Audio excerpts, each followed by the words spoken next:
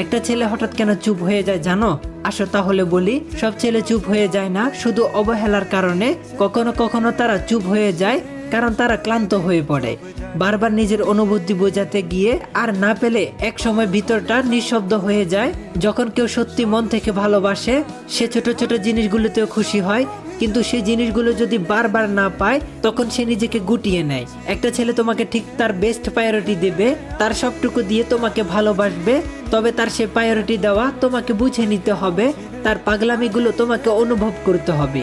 একটা মানুষ যে তোমার একটা মেসেজের জন্য অপেক্ষা করে এটা তোমাকে বুঝতে হবে। তুমি মেসেজ দেওয়ার সাথে সাথে সে রিপ্লাই করে এটাও বুঝতে হবে। তুমি হাজার ভুল করার পরেও যদি সে তোমার জন্য পাগলামি করে তাহলে বুঝে নিও তার থেকে বেশি তোমায় কেউ ভালোবাসতে পারবে না। তোমার করা শত শত ভুলও সে ফুল বানিয়ে তোমাকে ভালোবাসে।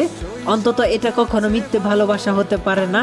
আর একটা কথা সব সময় মনে রাখবে, রিয়েল লাভ সবার কপালে আসে না। একটা ছেলে তখনই চুপ হয়ে যায় যখন সে অতিরিক্ত অবহেলা পায়, যখন সে বেস্ট প্রায়োরিটি দেওয়ার পরেও শুধু অবহেলায় পায় তখনই সে চুপ হয়ে যায়। সে তখন আর তার ফিলিংসগুলো তোমার সাথে শেয়ার করে না। তবে এই চুপ হয়ে যাওয়া যদি তোমার প্রতি তার গুরুত্ব কমিয়ে দেয় তাহলে অন্তত একবার ভাবো কেন এত পাগলামি করা ছেলেটা হঠাৎ করে চুপ হয়ে গেল। কয়েকদিন আগেও তো সে একটু কথা বলার জন্য কত পাগলামি করতো, সারাদিন অপেক্ষা করতো শুধু তোমার একটা মেসেজের জন্য।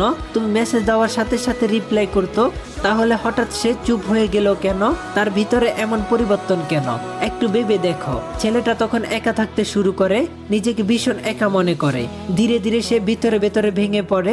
সময় থাকতে মূল্য দাও, হারিয়ে গেলে মূল্য দিয়ে লাভ হবে না। মনে রেখো, একটা জামা ছিঁড়ে গেলে সেলাই করে আবার পরা যায়, কিন্তু পুড়ে গেলে সেটা আর কোনোদিনও পরা যায় না। ভালোবাসা মানে শুধু এক পক্ষের চেষ্টা না, দুজনের বোঝাপড়া। সময় থাকতে তুমি তাকে বুঝো। ভালোবাসাটা শুধু একদিনের জন্য না, এটা হলো চিরজীবনের। কারণ তুমি মানুষ হারালে মানুষ পাবে, কিন্তু ভালোবাসার মানুষটাকে তুমি একবার হারালে দ্বিতীয়বার আর সেই মানুষটাকে পাবে না।